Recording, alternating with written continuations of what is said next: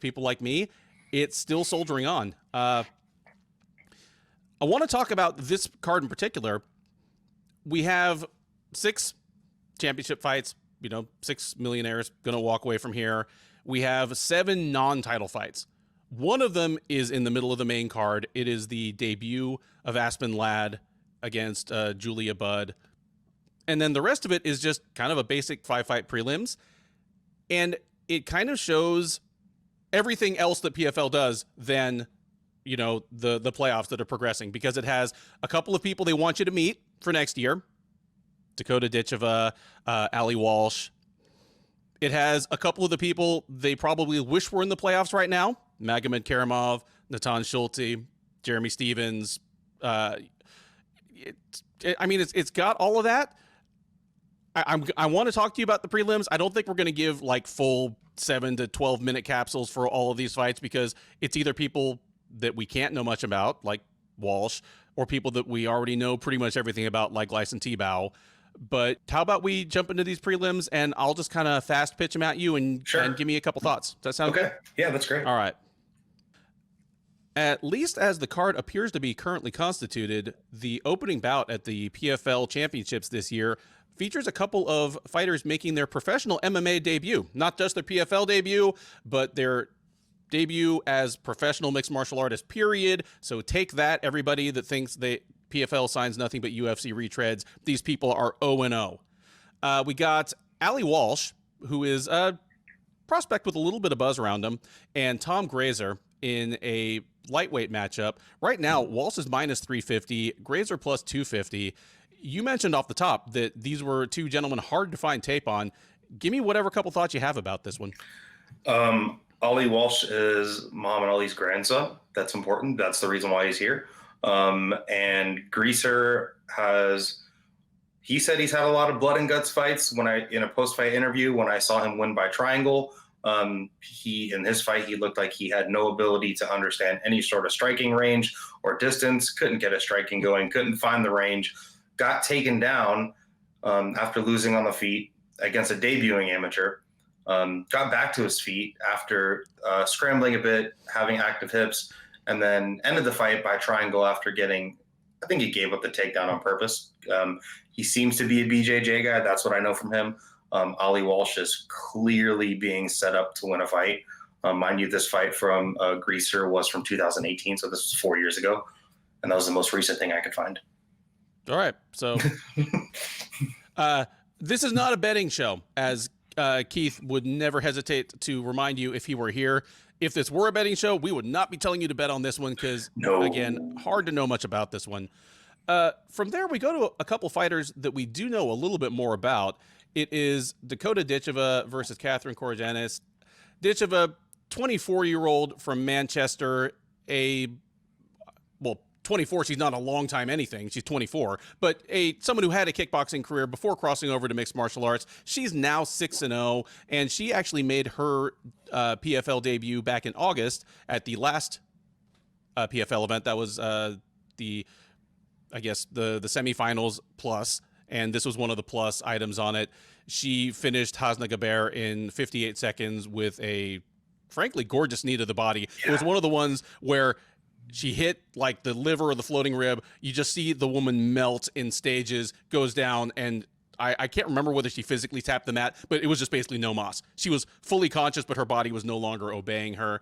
She's going to try to stay undefeated at the expense of the also undefeated Korjanis, 33-year-old from Pennsylvania. She's 3-0 as a mixed martial artist and is a grappler. So it's going to be a bit of a matchup of styles.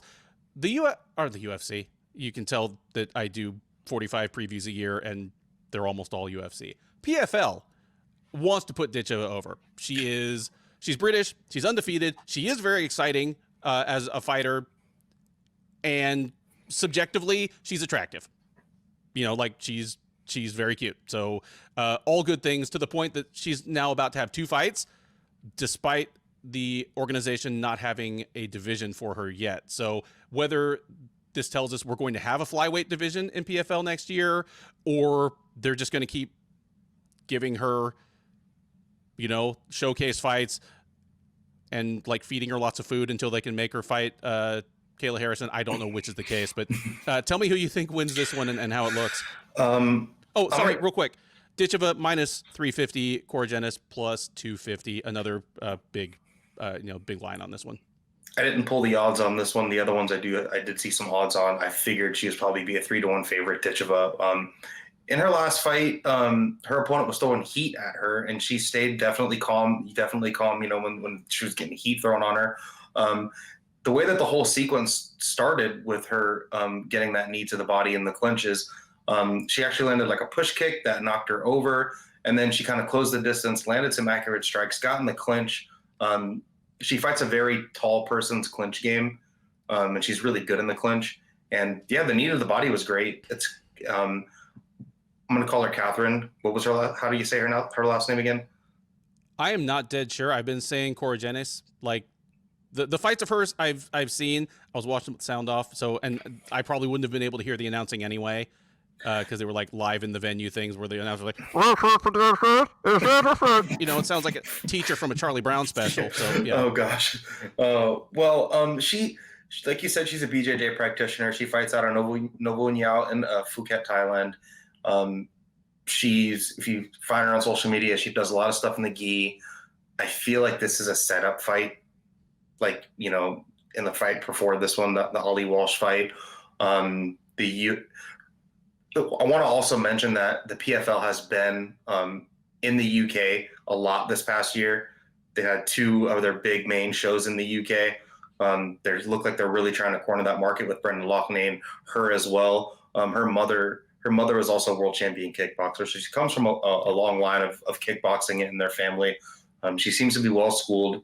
She's definitely attractive. I think the PFL knows what they have with her, and I do feel like it is sort of a setup fight. Yeah, honestly, we talked off the top, or at least I talked at you off the top, about how if you're not the UFC and you're trying to compete in this space, you can either try to emulate them or you can try to fill out the corners that they can't really fill. And Ditcheva is somebody that the UFC couldn't have signed right now. Like, the UFC's flyweight division women's flyweight division is not its healthiest women's division, but even so, for someone as green as Ditcheva with as big and unknowns about her game, they couldn't even throw her in there against, like a Gina Mazzani type and have any confidence that she's not just getting triangled off a knockdown 90 seconds into the fight. So that's, the same way that Bellator will sign like top level collegiate wrestlers who have no MMA experience at all. And, the UFC isn't really in a position to do that. So, good on them. And if they end up building a division completely around her, it will not be the first time they've done it for a woman that they perceive to be marketable. So it'll be like a low level regional career anyway, because that's all they're going to make her fight. They're just going to bring in people, from other regions, just not, her being on the regional circuit, or maybe like even fighting in Cage Warriors or something. She's going to get fed even easier fights in the PFL. They're going to be on her professional record. And then who knows where she goes in like 3 or 4 years. They might groom her to be their Kayla Harrison 2.0 if she can win fights. You never know. And there's money in that. Yeah, for sure. Next up, we have a welterweight matchup between Magomed Karamov and Gleison Tebow. Magomed Karamov, he's 29-6 overall, but he has some weird early career losses. Again, one just very early in his career, also to people that may not have been appropriate for him to be fighting in terms of size. I mean, he has lost to like Vitaly Bigdash, who is fighting over one championship right now and is about 240 pounds. But Magomed Karamov, the important part is he is 12-1 in PFL. He is the 2-time champ. I mean, he's the 2018 and 2019 champ. His one loss is to Ray Cooper, whom he has beaten.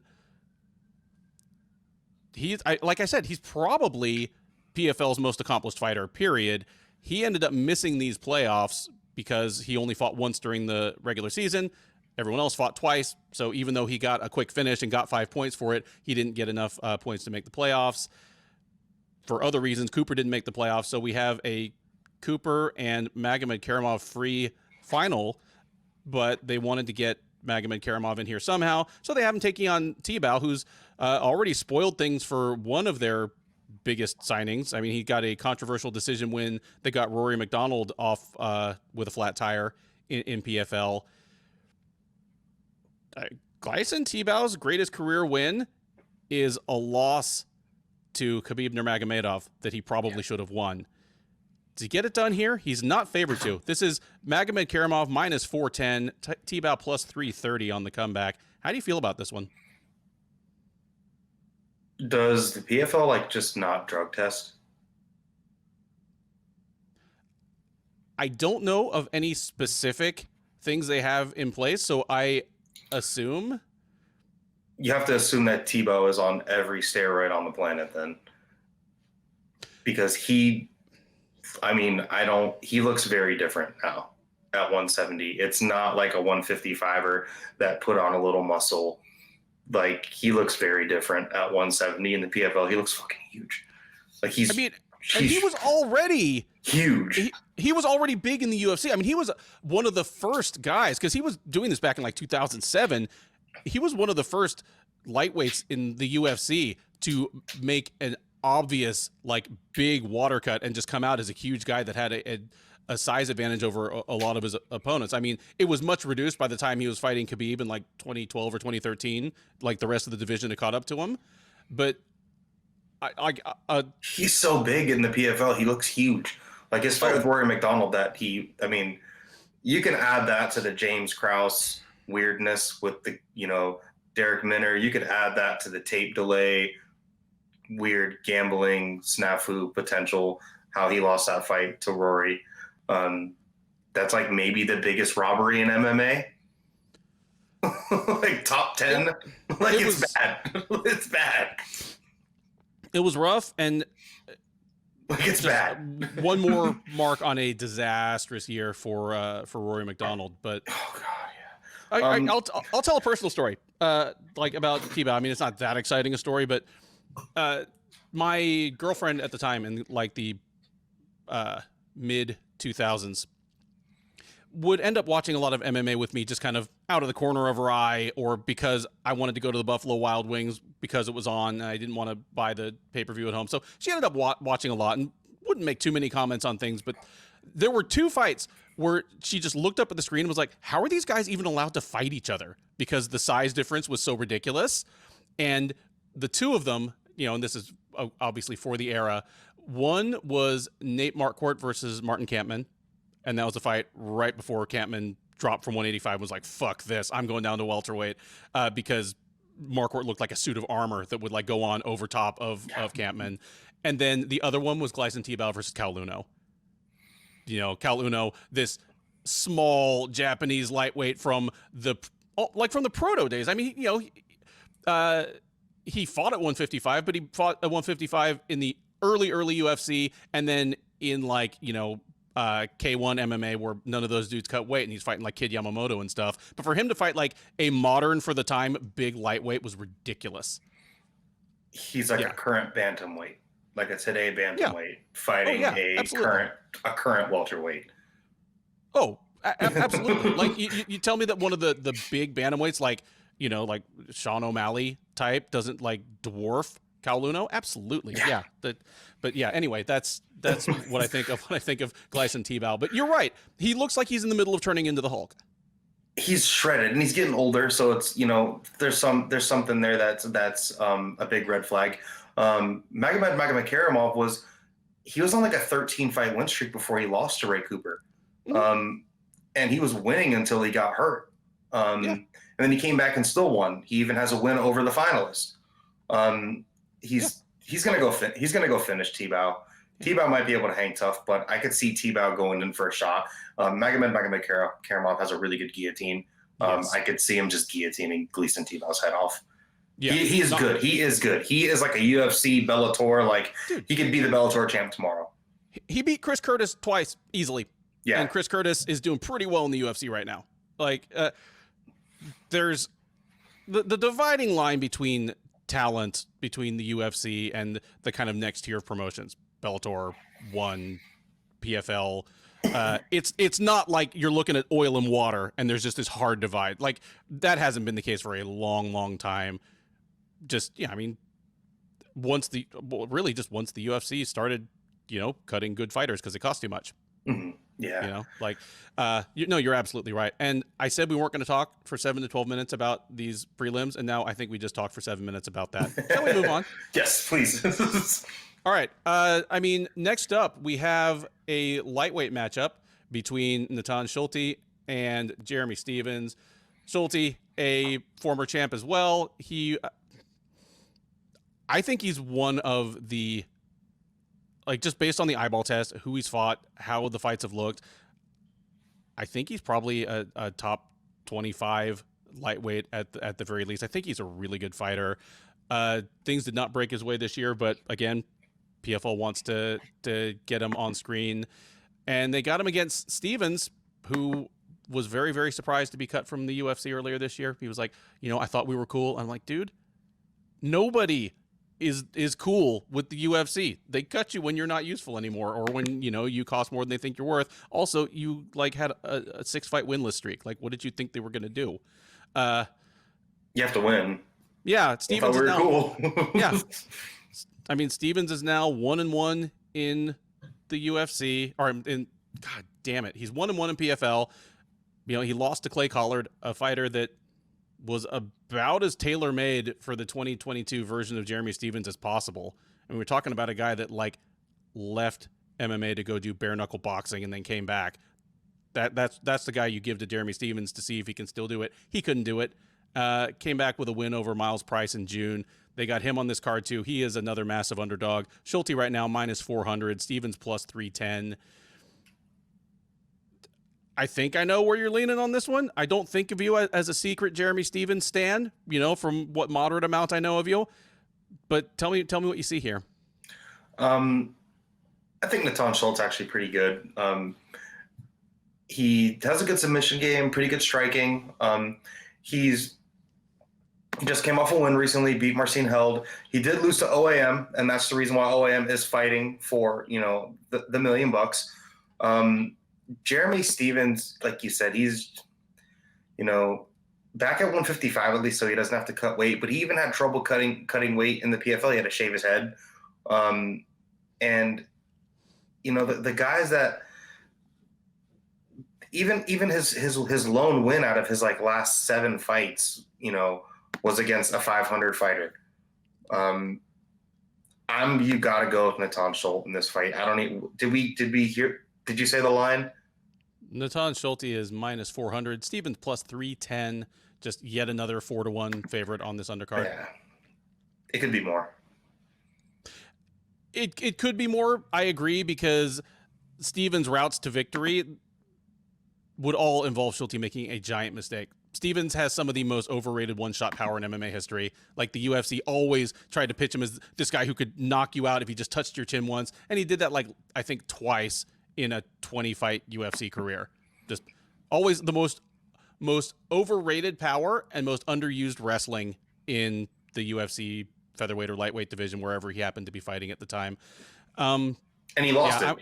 He never used it, so now he doesn't have it anymore, and now he relies on his power. But like you said, the power is, has it really been there in a while? Like Miles Price, he won a split decision that he, when you win a split, that means that 1 out of 3 guys saw it the other way.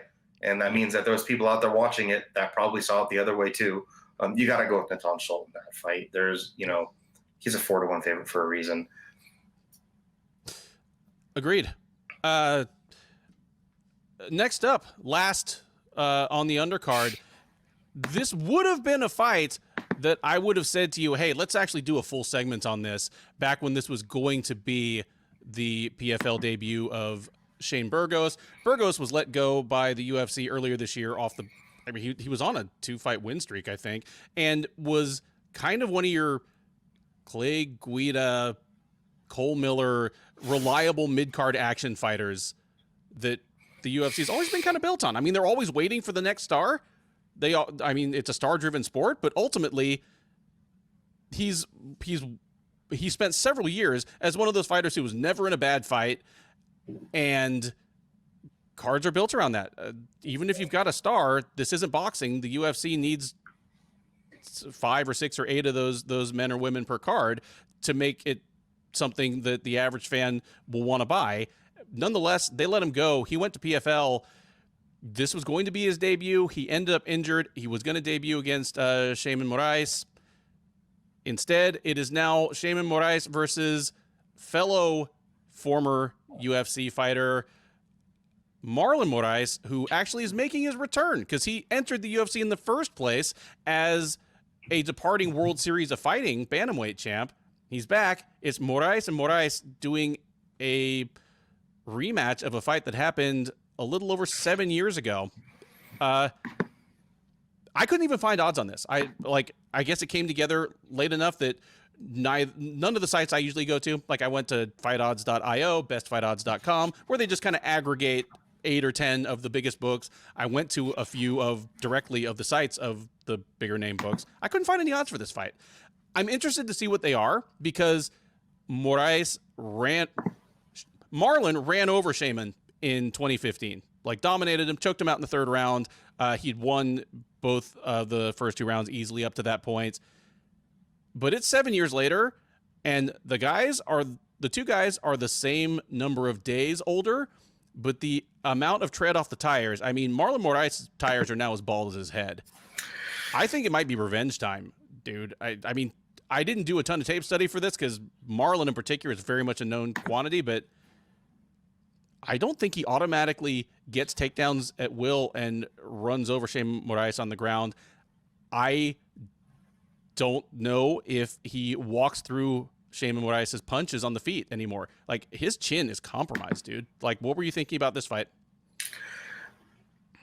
I think that Marlon Moraes can kind of do everything that Sadiq Youssef kind of did to Shayman Moraes as well. Marlon Moraes is definitely going to be the faster guy. Really good kicks. His problem is just his durability. Like, if he had, if he could put a helmet on him, he'd win this fight. Like, if you could give him a football helmet, he'd win this fight because he just wouldn't take it. But at least it's going to be up a division. That might help. Being at 145 might help him. He's going to be smaller. Shayman's a big dude, but again, he ran through Shayman last time. I'm curious to what the odds would be. They'd probably have Shayman. I'd probably like Shayman Moraes minus 120. It's probably a very small favorite, I would say. You just don't know what you have with Marlon Moraes anymore. You want to. It's hard because he was so great. He had such a fall from grace. Mm-hmm. We talk about Dominic Reyes recently, and this is similar to that. Just like losing in violent fashion. And fast. Once the wheels started to fall off, it happened fast. I mean, I don't think quite as fast as Reyes, but like right up there with like Tony Ferguson, like that kind of thing where your style ran on being super durable and being able to just kill people with cardio and pressure. And once you couldn't do it anymore, people started beating you bad fast. Yeah, like Woodley. Yeah. Same, because Marlon Moraes is a super athlete. He gets wound up and he can go and he's got big power. I'm going to pick Marlon Moraes because I do want him to win because he needs it, man. Like, if anybody needs a win, it's this guy. I shouldn't be fighting. There, like retirement when, dude, I mean, he's lost 5 of his last 6 in the UFC. Probably should have lost all 6. I mean, the split decision win over Jose Aldo was iffy. And the rest of them, he got knocked out. And in the last couple of them, he got knocked out bad. So yeah, like the best next fight for him probably would have been none at all. But if we got to have one, at least Shayman Moraes isn't the guy that's bringing like Song Yadong, Corey Sandhagen, Henry Cejudo type one-shot power. He did hang in there for a while with Merab. And I think that if that was Shayman Moraes would have probably been out of there. I can see that. I mean, it's hard to judge like how much, if any, like Shayman has dropped off because most of the people he's fought in the PFL haven't been that great. Like not even by PFL standards. Like just he hasn't been fighting great level competition.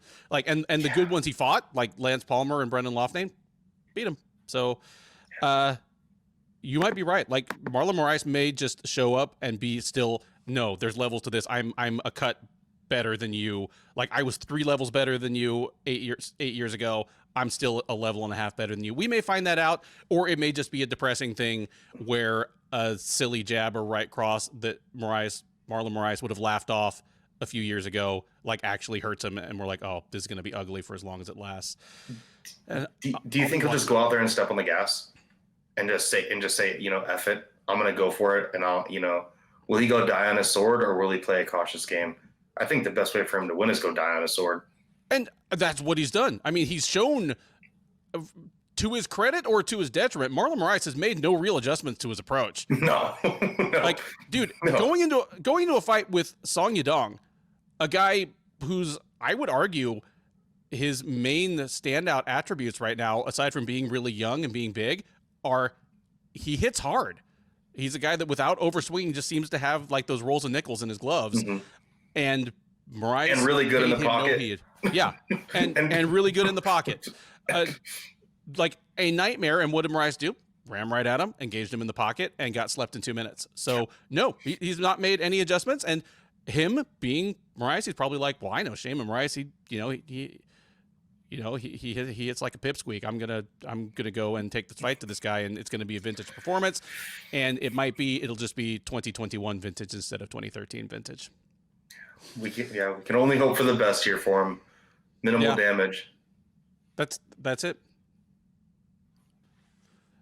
The first fight we're going to talk about on the PFL Championships main card, it's not the first in chronological order, but I thought we would get the one non-championship fight out of the way first and then just kind of run up those finals in order. So let's talk about this one. It is Julia Budd versus the debuting Aspen Ladd at 145 pounds. And so far as I can tell, it is set up as a 3-round fight. It is not a 5-rounder like we are expecting the title fights to be. But it is kind of like we had hoped it would be for Shane Burgos, a chance for PFL to introduce its audience, such as it is, to one of its shiny new acquisitions, and maybe try to get some shine back for one of its previous shiny acquisitions. Bud, the 39-year-old Canadian. In fact, she comes from your neck of the woods, just maybe a couple hundred miles north of you. 16-4 overall. She is 1-1 since joining PFL late last year, but that, of course, isn't the real story. Previous to that, she was 9-1 in Bellator and was their featherweight champion until she was knocked off by Chris Cyborg. Prior to that, she went 4-0 in Invicta. Prior to that, she went 2-2 in Strikeforce. Her first 3 career losses were to Amanda Nunes, Ronda Rousey, and Chris Cyborg. At worst, 3 of the 10 greatest female fighters of all time. Maybe 3 of the top 5 or 6 based on, how you rank them individually. Everything looked great. She was one of the more impressive acquisitions, certainly the most impressive acquisition by PFL in terms of finding credible opponents for Kayla Harrison, because she was one of the best fighters in the world. She was an actual big-bodied featherweight that wouldn't look ridiculous across from Harrison. Things got off to a great start. She debuted last October at the 2021 championships. She was that year's version of the shiny new thing. And she beat Caitlin Young by unanimous decision, sort of getting her feet wet in the fabled smart cage. Then came back at PFL 3 this May against Jenna Fabian and had probably the worst possible outcome from a PFL standpoint, because Fabian beat Bud, beat her uncontroversially, and Fabian blew weight badly. So PFL was left with a winner that didn't earn any points towards the playoffs and an otherwise uncontroversial loss hung on one of their most important acquisitions. Bud is going to try to get back on track, reclaim a little bit of that shine against Ladd, this year's shiny new acquisition, though she is not quite as shiny coming off the lot. The 27-year-old Californian, and it is crazy to think that she is 27, that she's only 27, because it just feels as though she's been on my radar for so long as a super prospect, and then has been through so much in the UFC over the last couple of years. It just feels as though she should be older than 27. It's a little bit like when I realized last week that Iwan Kutalaba is just 28. But Ladd, 9-3 overall. She is 4-3. She was 4-3 in the UFC before leaving earlier this year. Prior to that, she had gone 5-0 in Invicta to start her career. So again, a super highly regarded prospect, but she did lose 3 of 4 on her way out. Those were losses to Germaine de Randamie back in July of 2019. She had a win over Yana Kunitskaya later in 2019. Took all of 2020 off with just a variety of issues. Then dropped back-to-back decisions to Norma Dumont and Raquel Pennington on her way out the door. The Dumont fight was a makeshift main event that ended up being at like 150-pound catch weight. She was back down at 135 for the Pennington fight. Here she'll be fighting at 145, which, if you've listened to any Shillan and Duffy show, I've been banging the drum for literally 3 years that she should have been fighting at 145 all along. Here we go. Ladd, comfortable favorite. She's minus 220, Bud plus 185.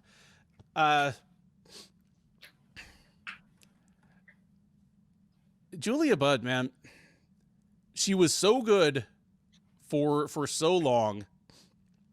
At 39, obviously she's in the twilight of her career.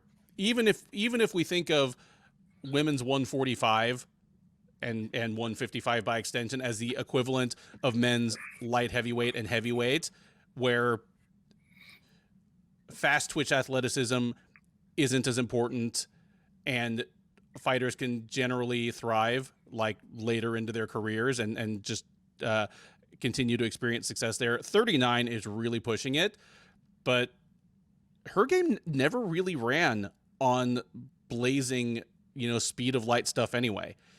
She is absolutely yoked, shredded. I mean, 145, 155, doesn't matter. The woman has an 8-pack. She has I'm not saying this to be insulting in any way. Like, Julia Budd is awesome. And, so this is not me throwing any shade at all, but her arms just look like the arms of a male featherweight. Just the musculature. Oh, dude. Yeah. She has a grip strength body. Like, it looks like she could grab a hold of something. Like, it looks like she could just bend freaking rebar. Like, you give her a crowbar and she could probably bend the thing. Like, she looks she has like a phone book ripping, like her forearms are huge. She even has fairly large size hand. Like, after MMA, she's probably going to go into weightlifting. And I'm not that's what it looks like. Like, she's going to go become a competition. She looks like a female bodybuilder. Yes. Basically. And I'm like always competition bodybuilding. I'm always wary of that because the last thing I want to do is be like Dana White going, Cyborg looks like Vanderlei Silva in a dress. No, Julia Budd's a woman. She looks like a woman. She just happens to look like maybe the most impressively built woman that has ever competed seriously in mixed martial arts. And none of that has left her. No. That's hard work, though. You should be proud of that. That's hard work. That's more than I do. Yeah, shot. Dude, she's married. Dude, she's married to MMA pioneer Lance Gibson. Lance Gibson does not look like he looked in the prime of his career. He's, she is absolutely. And I like that you said that she looks like a strong woman, someone that should be able to bend rebar and rip phone books. Because even though she came from a kickboxing background and she presents as a kickboxer. Mixed martial arts, she can wrestle. She can wrestle, and she's willing to wrestle. And when her confidence is running high, she must cut weight at the same time she cuts fucks because she has no fat and she gives no fucks. I will never forget her just picking up Talita Nogueira, a Mundial's champ, and slamming her on the ground and being like, "I'm going to take you into your world." And I'm going to do it so hard that you're not going to triangle me. You're going to be catching your breath while I elbow you in the head.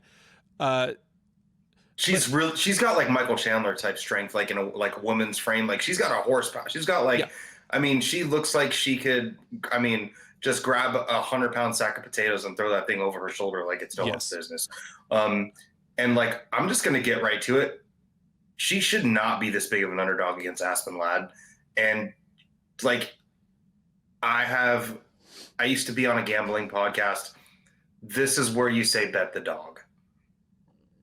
Like, this for me is like, this is not betting advice, but if you're going to bet this fight, if I was betting this fight, I would be putting a straight wager on Julia Budd. She'd probably do this by decision, but anything that Aspen Ladd can do, she's shown to be able to do it against better opponents. Like, Aspen Ladd's best win is Yana Kunitskaya. Yep. Julia Budd's beat Arlene Blenko twice. Yep. She beat Arlene Blenko. The only twice. one that's beat her is Jenna Fabia, which is a big girl that presents different problems and is a much better striker than Aspen Ladd. Aspen Ladd had such a negative performance against Norma Dumas where she just couldn't get her hands going. And quite frankly, she's not that high level of a striker. And she only does one thing, is she wants to get you down. She wants to get on top of you. She has like Caitlin Chukagian type ground and pound where she just makes a fuss, makes a ton of noise. She does land bombs if she gets you on your back. But it's more of, it's loud. So it looks like it looks and sounds more effective than it may really be. But Julia Budd's bigger. She's stronger. She has a better gas tank. She's a better striker. She's a better wrestler. She's just older. The Jenna Fabia losses, if that Jenna Fabia loss never happened, Julia Budd would be a 3-1 favorite. I'm going to say that's a one-off, and I'm going to say Julia Budd's going to win this fight. She's just better than Aspen Ladd. She's got more horsepower than Aspen Ladd. Even if Aspen Ladd gets her to the ground, she's going to be able to scramble out of it. She could stick a jab in Aspen Ladd's face because Aspen Ladd does not have the ability. She just jumps right into the pocket face first. Look what GDR did to her. She did it one time against GDR, and GDR freaking knocked her right out. Aspen Ladd jumps into the pocket. Julia Budd has a good jab.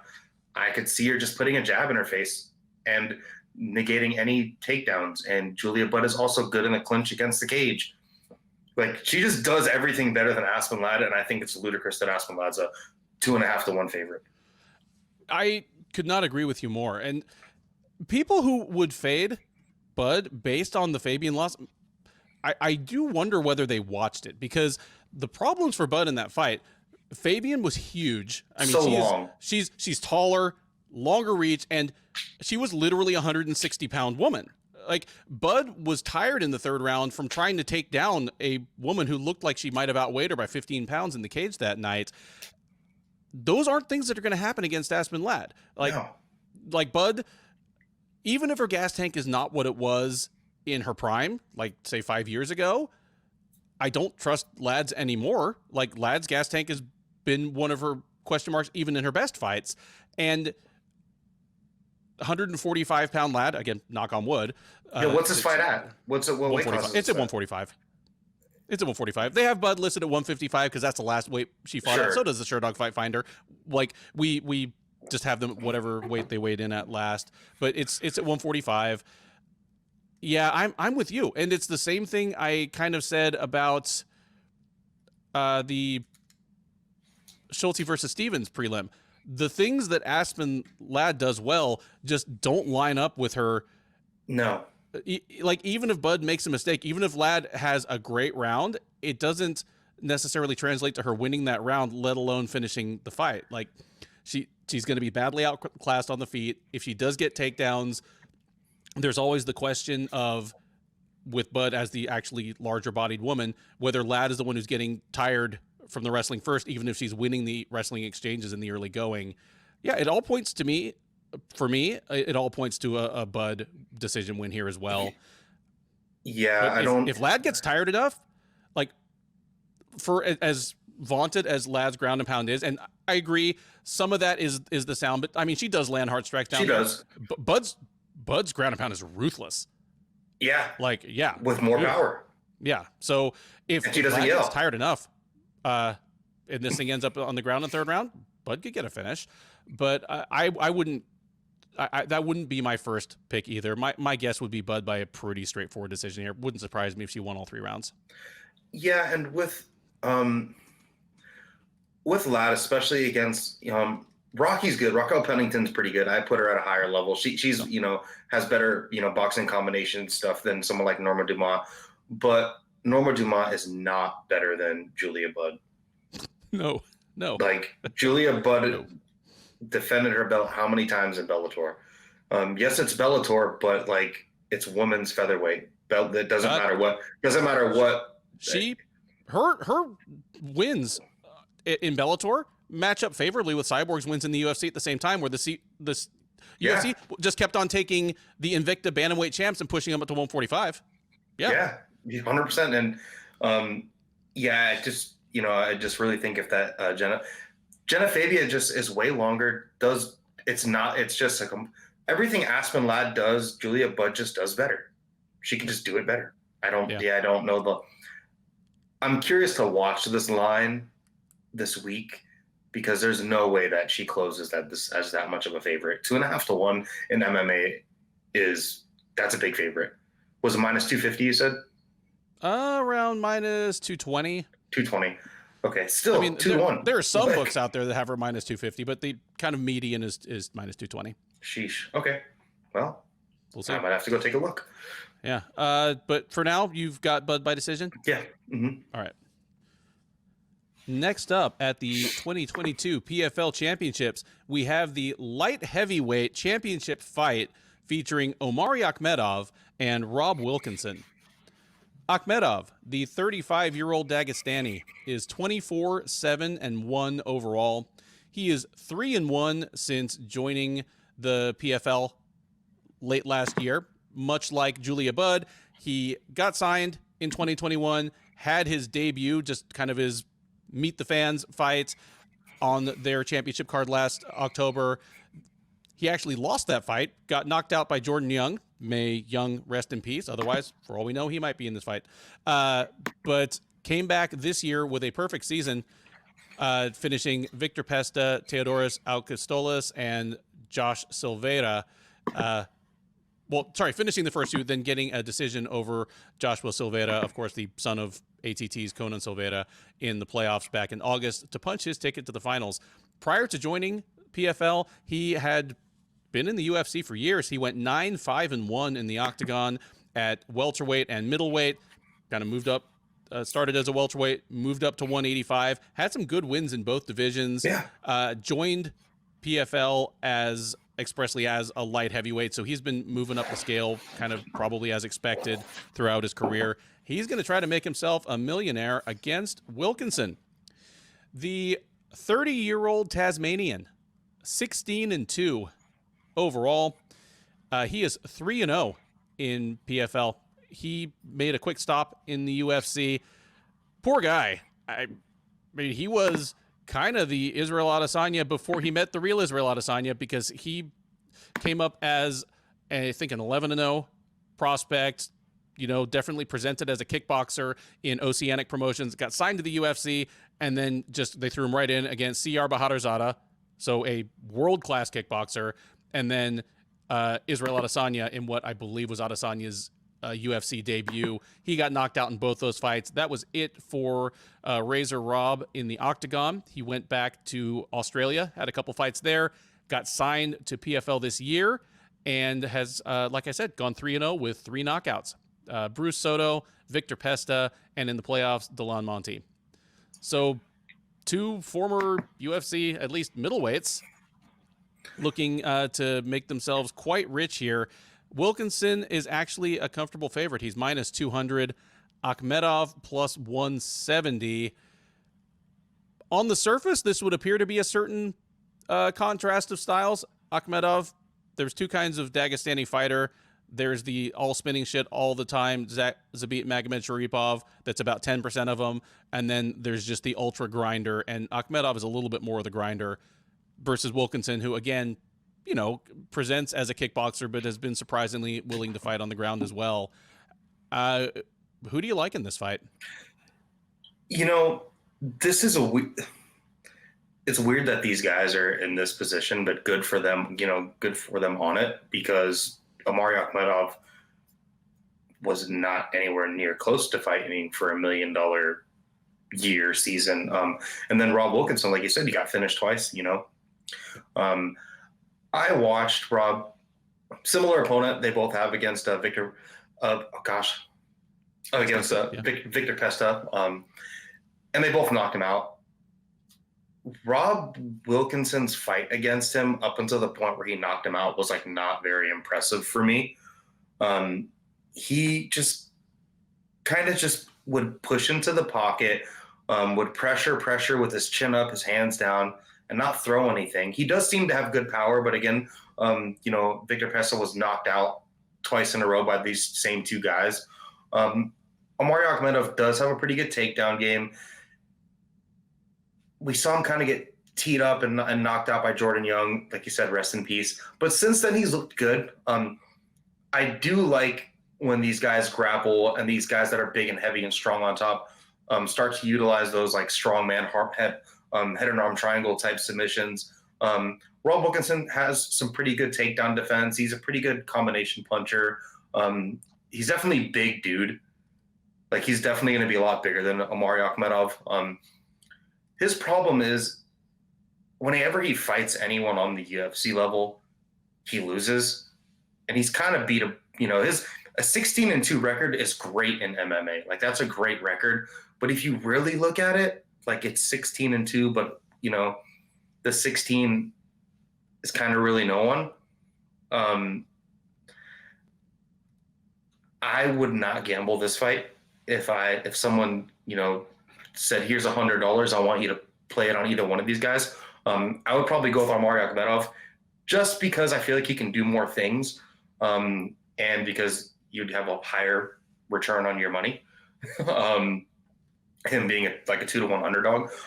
But again, I kind of like the underdog here. I just think I think he's a good enough striker to strike with Rob Wilkinson. And if he can take him down, he doesn't have to win by submission. He just needs to take him down and have more than 3 minutes of ground control per round and not get hurt in those rounds. And if he does that 3 times, he wins the fight. And he leaves $1 million. And if previous seasons of PFL are any indication, like, the old football adage that offense puts butts in seats, but defense wins championships, kind of like I mentioned off the top, the PFL seasons have been sizzling, but the playoffs have tended to favor the grindier fighters. I mean, I'm sure PFL was not thrilled that Lance Palmer kept winning, the $1 million as just one of the most ironically nicknamed fighters in MMA history, because watching his fights, they are not a party. But I'm kind of with you here. I'm surprised at a lot of these lines. And again, I'm not a better, now I don't think I ethically could be, but even before, it's not in my character. But a lot of these lines seem out of whack, and this one certainly does. Wilkinson's record is nice and shiny, but man, what is his best win? His best wins are probably the ones he's getting right now, like Bruce Soto and Victor Pesta. Dylan Andrews in his first fight away, after getting cut from the UFC, was a decent name. Andrews looked good on that season of Tough, but he handed Andrews his last of 5 losses in a row. Yeah. It's a weird thing where I think Wilkinson was better than he showed in the UFC, but he's worse than his record looks. The one advantage he's going to have, there's youth and there's size. He looks like a light heavyweight. Akhmedov, I credit him for changing his body as he's moved up through the divisions. He looked incredibly sucked out at 170. He looked about right as a medium-ish middleweight. And here he has at least put on some muscle, but you can't put on height. He is a short, stocky, burly, 35-year-old, wrestly, Dagestani light heavyweight at this point. I don't favor him against a whole lot of people, but I definitely see value on him here because Wilkinson has pretty good takedown defense, but against who though? Against Victor Pesta, and I look at Omari Akhmedov. You look at his like he's got a win against Zach Cummings. That's better than anyone, even at that division. He's got wins against Ian Heinisch at 185. Ian Heinisch at 185 is a better win than anyone on Rob Wilkinson's. And Rob Wilkinson was also a middleweight. And Akhmedov's loss to Weidman and his draw with Marvin Vettori are better looking performances in light of the opposition than anything Wilkinson has done. I'm leaning Akhmedov here as well, and it won't be pretty. Like, we have some fights. Yeah, it doesn't have to be. Like, the money spends the same, but yeah, like this. Wilkinson's takedown defense is decent, but Akhmedov just has the very persistent Dagestani like style wrestling, and it's the kind of wrestling that he's likely to get his entries without spending too much time on the gunnery range against Wilkinson. Like, when you have your international master of Sambo, the guy that's got a black belt in judo, he tends to get the kind of takedowns that don't put him right in the way of like an intercepting knee or a Derek Lewis submarine uppercut. Just and Rob Wilkinson's not that guy. And Wilkinson's really not that guy. For a guy who is a kickboxer who would rather stay on the feet, he doesn't do much in the way of intercepting and keeping people off him. He does much more of defending the takedown once a guy's already on him, like getting under hooks, like shucking him off, sprawling. But yeah, give me Akhmedov by decision. Won't be sizzling, but that flight home either to Florida or Dagestan should be a nice one for Akhmedov with a suitcase full of money. Next up at the 2022 PFL Championships, it is the 170-pound championship fight featuring Dilano Taylor and Sadibou C. Taylor, the 25-year-old Jamaican by way of Florida, is 10-2 overall.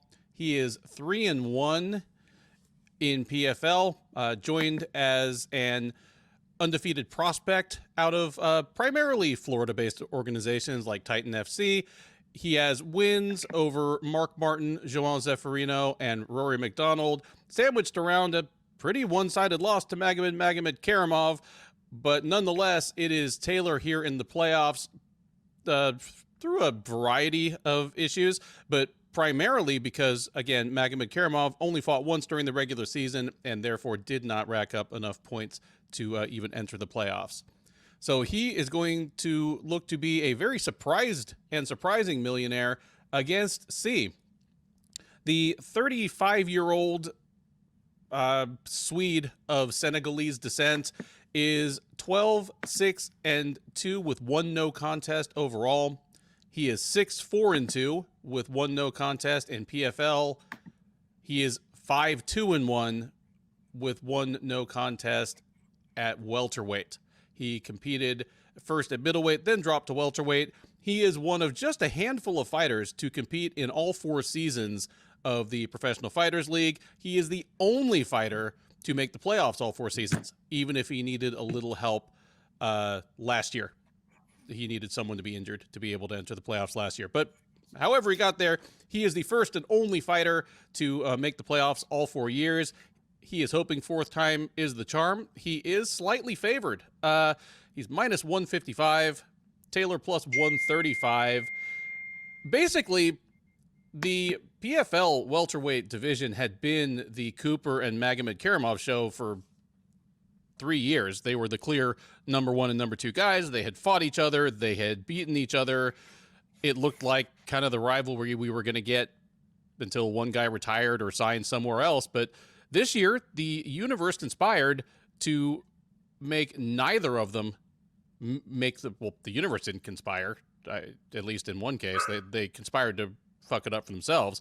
Ray Cooper missed weight for one of his fights, earned no points, didn't end up making the playoffs. Magomed Karamov only fought once, didn't make the playoffs. So we knew it was going to be a new champ. We knew it was going to be a new title fight. Even by those standards, this a little bit surprising, but it's Taylor and C. I mean, one thing I'll say about this is it's likely to be a fun fight. They're 2 long, rangy strikers, and while like my notes on both guys are that their takedown defense could be better, but it shouldn't matter because the floor is probably going to be lava here.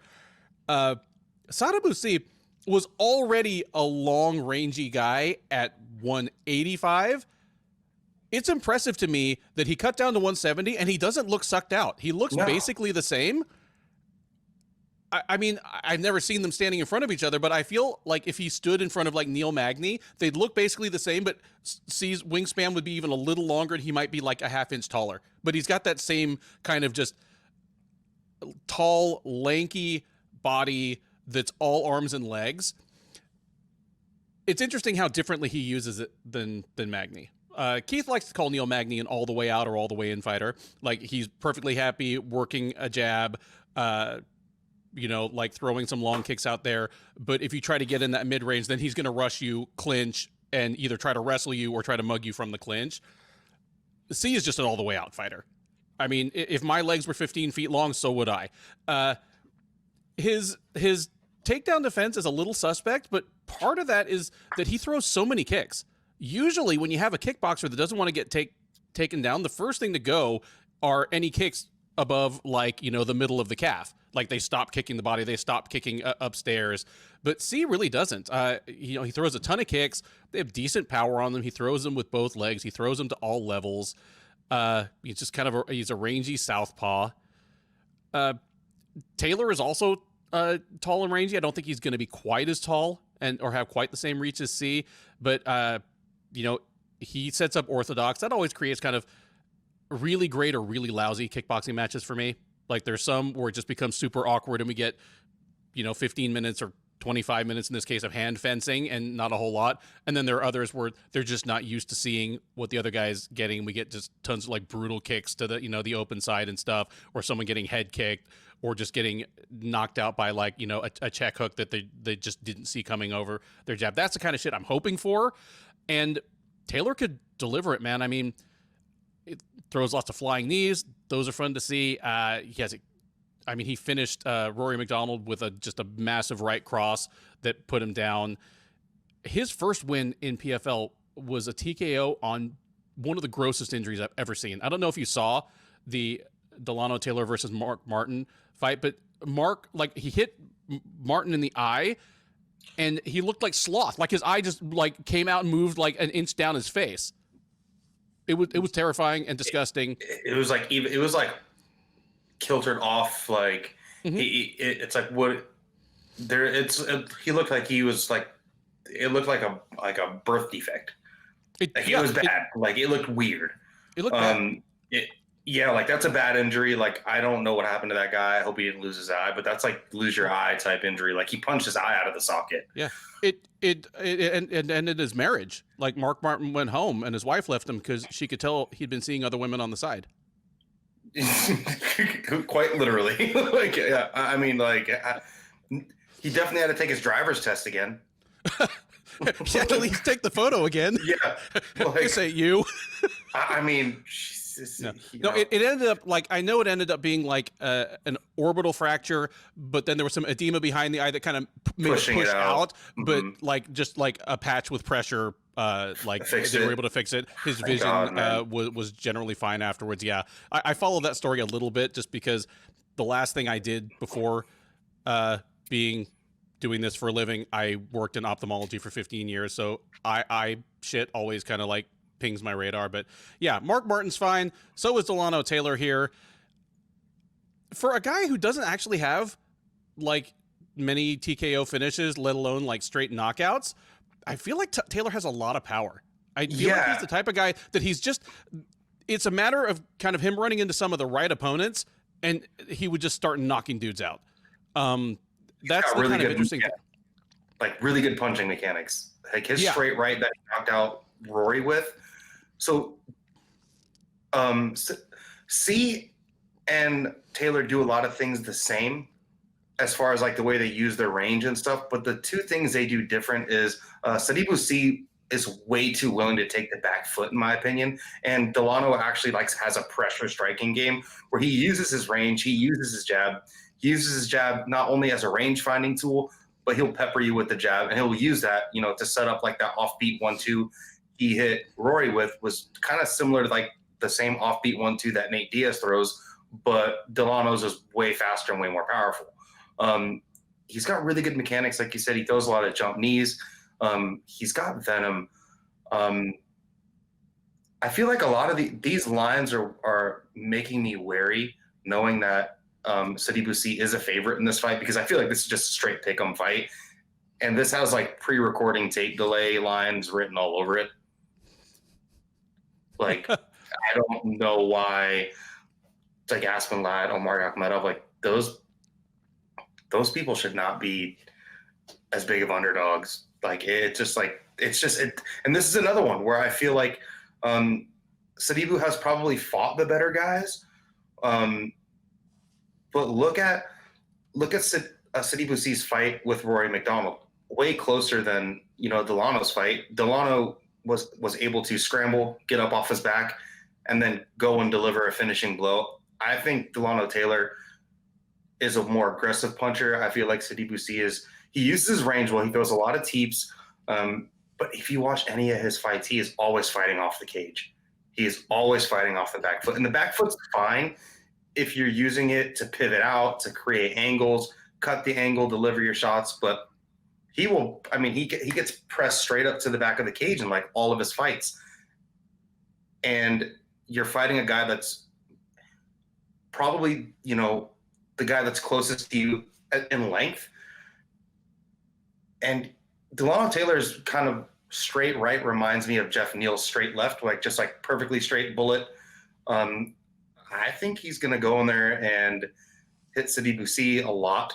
I think he's going to be the one that's pressuring, and I think that he can hang tough, and he might hurt him. He might force him on the back foot. I just feel like he's going to have more volume, and I feel like he goes for it more. I think Sadibou C is just he has a way more laxed back foot game, and you're fighting a guy, similar punching mechanics, probably more powerful, a little bit younger, less wear and tear. This kind of has a loss for Sadibou C written all over it for me, just based on the way he takes the back foot against a guy that's young. And, Dilano Taylor's not supposed to be here. Nope. So when guys aren't supposed to be here, he's from Florida. I'm from South Florida. Like, dudes down there, like, those guys aren't playing around. You give him a chance to win $1 million, and I could just see him going for it. I feel like he's going to win this. I'm with you on a ton of this stuff, even the intangible things, because he's gonna have the hunger and I ain't got shit to lose kind of approach of a guy that wasn't supposed to be here and was signed to relatively little fanfare. He is the anti Julia Budd-Aspen Ladd, Shane Burgos, where it's just, at least on paper, it's just another guy that we've got to kind of fill out our roster. Yeah, and not only is he from South Florida, I mean, he trains out of South Florida. He's from Jamaica, and he's super young. He's 25, right? Yeah, this is literally the chance of a lifetime for him. Meanwhile, for Sadibou C, there has to be some level of, okay, this is the 4th year. There's no Magomed Karamov in my way anymore. All I got to do is beat this cat, and just please don't fuck it up at this point. Yeah. And for a guy who can have a little bit of tentativeness to him sometimes, I feel bad because all of the adjectives I want to use sound like I'm being insulting, and I'm really not. He's a very good fighter, and he's generally a pretty fun fighter to watch. But it sounds insulting when you call a striker a point fighter. He lands a ton of volume, but I don't know how much natural power he has, but most of his strikes don't seem to have more than about 70% behind him. He's touching, he's landing, he's hitting volume. That's, if somebody ends this or turns the fight on a single strike, it's almost certainly going to be Taylor. And if we don't get that, I think we're going to get some pretty even striking exchanges in places that might favor Taylor. See, as you mentioned, backs up to the cage. Taylor loves to close the distance with flying knees. Closing the distance with a flying knee against somebody that can't back away any further because their back's against the cage, well, it's not a very smart cage anymore. It's a dumb cage because you basically trapped yourself. I figured I'd be out on an island on some of these like upsets that I'm kind of feeling, but this is another one where I'm seeing it the same way. I don't think we get a blowout either way. My guess is that we see Taylor, win 3 rounds out of 5 in a pretty fun kickboxing match where neither guy was in real danger of being finished. But if one guy does just spike the other, it's probably going to be Taylor. So yeah, give me Taylor by decision here. Yeah, and even if these guys are having a 50-50 even striking battle, and Sadibou is just taking the back foot, he's gonna lose. Like, they're just not gonna score him that fight. That's just not the way fights are scored. And I just haven't seen him be very venomous. Like, I haven't even seen him. Some guys, they're throwing with heat and they're trying to hurt you, but maybe they're just not hurting people. Like, Dilano is going for it, and I just don't think C goes for it. I don't think like you said, he's throwing 70% power. Even when he has openings, there's a reason why he has an 11-6 record, where he has all the intangibles to get guys out of there. He can, he has the abilities, but he's just a back foot guy. And yeah, I'm on Dilano too. I'm surprised you were, but yeah, we'll either look smart or we'll look stupid. Well, either look smart or stupid. That's certainly the case. I'm almost glad there won't be a recap of this thing where I'm gonna have to face the music for some of these picks. But if the welterweight final is an example of PFL putting 2 basically completely homegrown contenders against one another, the lightweight final is an example, for better or worse, of the promotion taking fighters better known from other organizations and seeing how much tread they have left on the tires, as it is UFC veterans Stevie Ray and Olivier Aubin-Mercier. Ray, the 32-year-old Scot, is 25-10 overall. He is 2-1 in PFL. Previous to joining PFL, he had gone 7-4 in the UFC and was, again, let go off of a win, let go off of 2-1 in his last 3 fights, but nonetheless, joined PFL, lost his debut in April to Alex Martinez, then turned things around with a back-to-back pair of wins over Anthony Pettis, very memorably submitting him with, we have it down as a twister, but what really submitted him was Pettis trying to do the Pettis back control escape, and I guess it just doesn't work anymore because he injured his rib. Then met Pettis again in the playoffs, took a unanimous decision that was less sensational, but no less deserved. So all of a sudden, he is fighting for $1 million. Across the way from him will be Aubin-Mercier. The 33-year-old Quebecois is 16-5 overall. He is a perfect 5-0 since joining the PFL last season. He joined middle of the season, so he was never in the running for the playoffs. He only got 1 fight in last year, but that was a win over Marcin Held. Then fought Daryl Horcher at the playoffs in a non-tournament fight. Came back this year with 3 straight wins. Split decision over defending champ Natan Schulte, then a unanimous decision over last year's runner-up, Haush Manfio, and a win over Alex Martinez in the first round of the playoffs in August. So he carries a 5-fight win streak and the number 15 spot in Sherdog's lightweight rankings into this final. Odds, not close. OAM, minus 375. Ray, plus 300 as one of the bigger underdogs in these finals.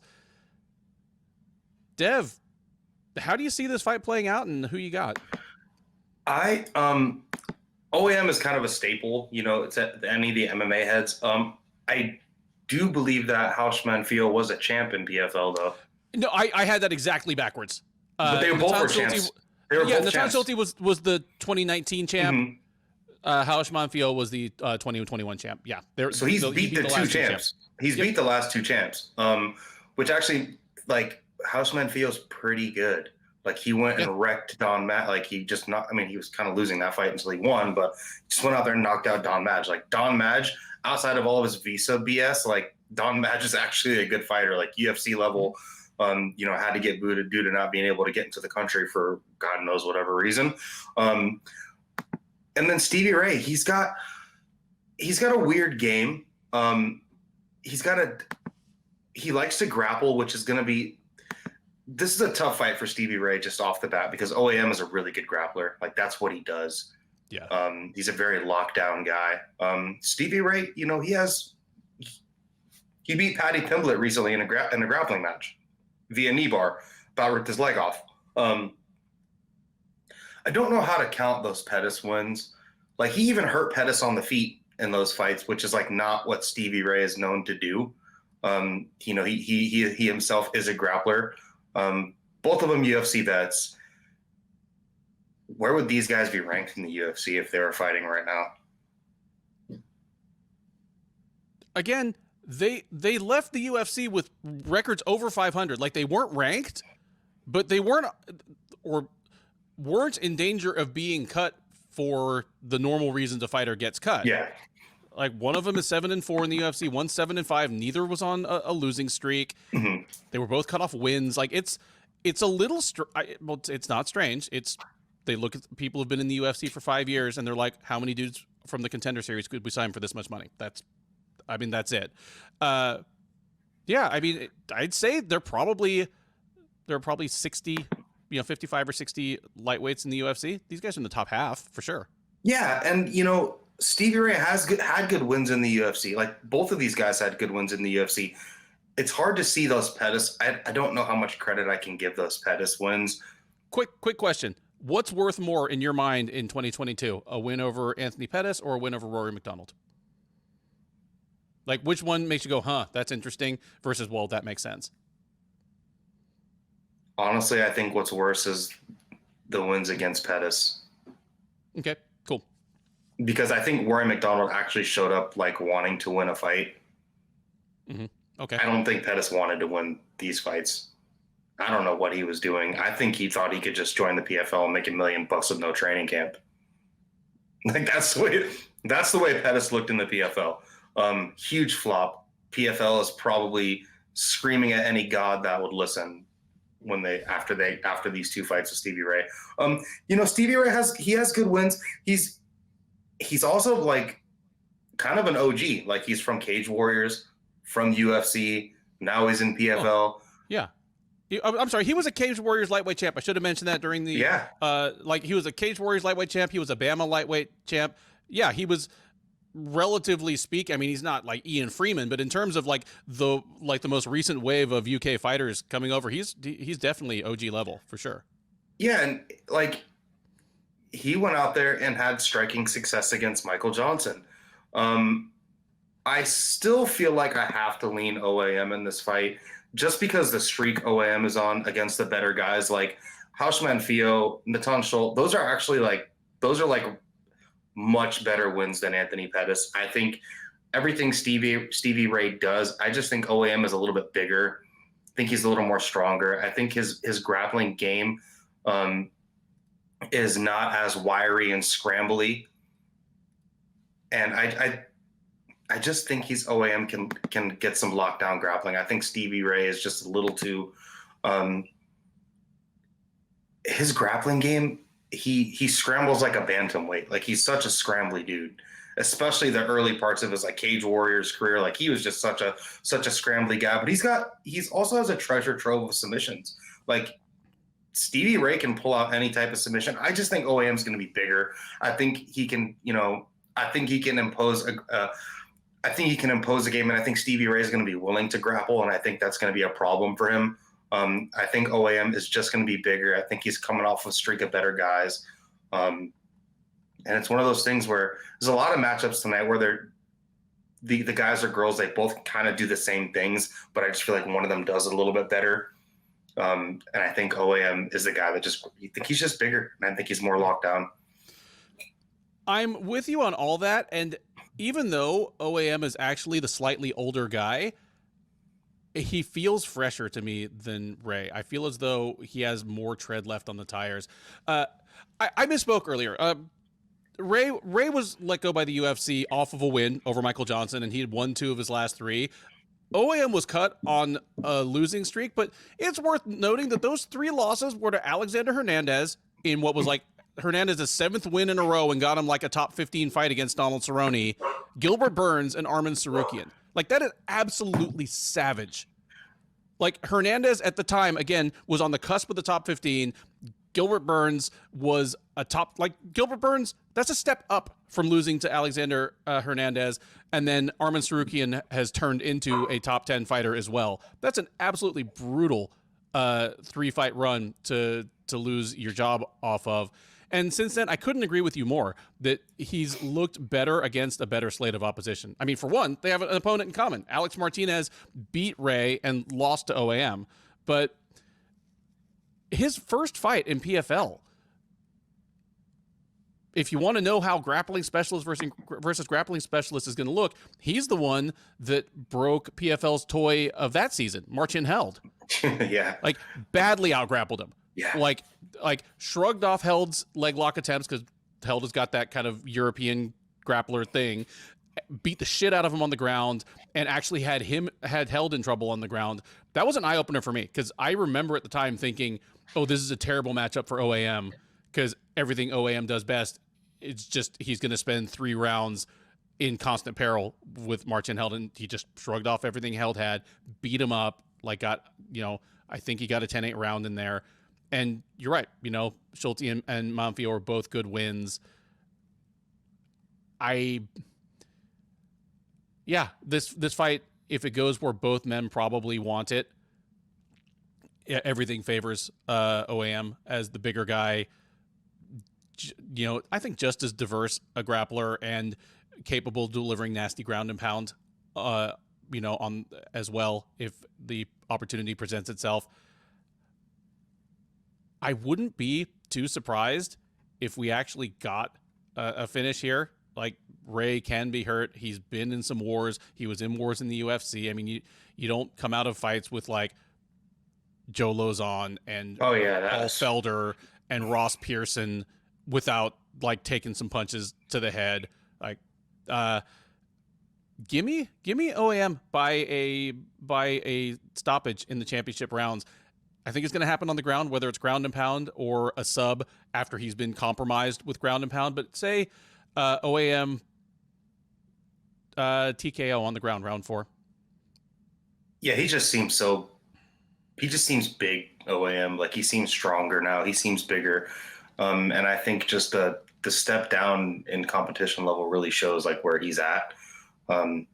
Gilbert Burns and Arman Tsarukyan are title challengers in their respective divisions, and those guys are killers. Like, of course they're gonna, of course they're gonna catch dubs, but I just feel like OAM he just doesn't like to scramble. Stevie Ray's so willing to scramble, and I think against a lockdown guy that's going to be bigger and stronger, I could see him catching Stevie Ray trying to scramble out of something, taking his back and just choking him. So what's your pick for the actual result? Let's go round 3 submission. Next up at the 2022 Professional Fighters League Championships, we have the heavyweight title fight between Ante Delija and Matheus Scheffel. Delija, the 32-year-old Croatian, is 22-5 overall. He is 6-2 in PFL. He was a finalist last year where he lost via unanimous decision to eventual champ Bruno Capolosa. He's come back this year and he's been perfect so far. Defeated Scheffel in his season debut in April, beat Shelton Graves in June, and knocked out Hernan Ferreira in the first round of the playoffs in August. He'll look to make it 2 straight for much higher stakes against Scheffel. The 30-year-old Brazilian is 17-8 overall. He is 2-1 since joining PFL after an unsuccessful attempt to join the UFC through Dana White's Contender Series. There he met Azamat Murzakanov, then undefeated, still undefeated light heavyweight prospect. He won one more fight in Brazil, then joined PFL, lost to Delija in April, beat Capoloza in June, and beat late replacement Juan Adams in the playoffs in August. So these two meet here, unsurprisingly, for one guy who's already beaten the other fairly recently and badly. Delija, comfortable favorite. He's minus 220. Scheffel plus 200. I mean, I'm going to hand this to you first. It's worth noting that there is a little bit of rock, paper, scissors here because Delija is 6-2 in PFL, and both of his losses are to Bruno Capoloza. Like, if he was fighting Capoloza here, you know he'd be a serious underdog. Yet, these guys have fought. Delija won. Scheffel beat Capoloza. So there is a little bit of rock, paper, scissors. But, I mean, how do you see this fight playing out? Who do you think wins and how? I would love to know the line of the Sheffield-Bruno Capoloza fight prior to that fight. Starting, I really liked Capoloza's story. Again, a little touch on that. I feel like I think he was a pretty big favorite in his fight against Sheffield when Sheffield knocked him out. Capoloza was minus 500. Minus 500. And it's so weird because if you watch Sheffield's fight with Juan Adams, a guy that's like known to have major durability issues that like gets finished in the first, if you can have a prolonged pocket exchange with Juan Adams and hit him with 3 shots, the third one is usually putting him down. For such a big guy, and for someone with such a large head and frame, Juan Adams is huge. Yeah. And Sheffield was like, he finally finished him via standing TKO, finally finished Juan Adams. But I just felt like there was so much opportunity to just he was throwing 2-punch combinations, snapping his head back with every 2-punch combination he threw, and then just like never stepped on the gas. I don't know where his killer instinct was in that fight. In the Capoloza fight, it was just a long pocket exchange, 2 heavyweights just, kind of swinging and banging, and Capoloza got hurt. Sheffield does have, a pretty good boxing game. He doesn't really load up too crazy on his shots. He doesn't really overthrow much. I did watch him work the body against Juan Adams. Ante Delija is just like a marauder. Like, he relies on his durability. He will walk forward. He has big power. He is he's a student under the tutelage of Mirko Cro Cop. And if you watch, which is awesome, I love seeing Cro Cop in the corner like that. In Ante Delija's last fight against Ferreira, Ferreira was like a known commodity. I felt like the PFL put all their eggs in one basket with him. He was coming off of 2 of the fastest knockouts in PFL heavyweight. He's absolutely huge. What is he, like 6'9" or something? He's massive. Yeah, he's like 6'8". He definitely pushes the 265-pound limit. He is a giant. Yeah. Like, he's like one of the biggest heavyweights in MMA. Like, he's that big. Like, he's huge. And Ante Delija just went out there and like trucked him. He ran him over. Great ground and pound, great control. When he has top position, his ground and pound, his wrist control is really, really good. Ante Delija can also kickbox. Doesn't really have any head movement. He does have big power. He does get hit a lot. I think he can just go in there and kind of run over Sheffield. If he goes and uses his grappling the same way he did against his last opponent, he doesn't even need to stand with Sheffield. I think he can just kind of go run him over on the ground. If I were a gambling man, I'd probably bet pretty heavy on Ante Delija, especially based off their last. And I'm kind of throwing away the Bruno Capoloza fights. One of their fights, Bruno Capoloza and Ante Delija, their second fight, I believe, was like maybe best fight in PFL history. Mm-hmm. Like a war. Best heavyweight fight in PFL history for sure. Yeah. Like, just an absolute war. Barn burner. I watched it live. It was an awesome fight. Ante Delija had his moments, almost finished Capoloza in the beginning of at the end of the first round, I think it was, almost finished him. I think he can stand and bang with Sheffield, but I think the clear path to victory is to just take him down. I see that as, one-way traffic there too. Ante Delija on top he is a problem. He is a huge guy. He's 6'5" himself. Sheffield's a smaller guy. Like you said, he fought Mirzakhanov, who is a known 205er in the UFC, and who's actually a smaller 205er. Yep. I think Delija could knock him out on the feet, but I do see the clearest path to victory is just to take him to the ground and kind of run him over there. What do you think actually happens? Like, what would be your pick for the outcome? Second round finish, Ante Delija. I think you should take him down, and if I were him, I'd be taking him down and trying to finish him with ground and pound. It'd be the most risk averse way. Yeah, granted, I wouldn't. I agree with you, but I wouldn't blame him for testing his luck on the feet, because in their first fight, he hurt him bad on the feet in the first round. Yeah. It's not as though he had to turn to some like safety valve panic wrestling to get a man down. You point out it is charming that he's a protege of Mirko Cro Cop. Having said that, unlike other Cro Cop proteges that have shown up over the years, he is not made in Cro Cop's image. I mean, for a guy that literally had Mirko Cro Cop and Peter Arts in his corner in one of his PFL fights, like his judo, like his takedowns, and ground and pound are his real weapon. I think he has the power of a lifelong grappler, and also the willingness to throw. You get a certain aggression when you don't care if it goes to the ground. Like, the whole "I wish a motherfucker would take me down" type, where he's just perfectly willing to come forward and swing, because if you want to try to take him down, go for it. You're right. He is an absolute like physical monster. He's a big heavyweight. Even though he's probably going to be the lighter guy in the cage by 15 or 20 pounds, he has more quality mass on him. Let's just put it that way.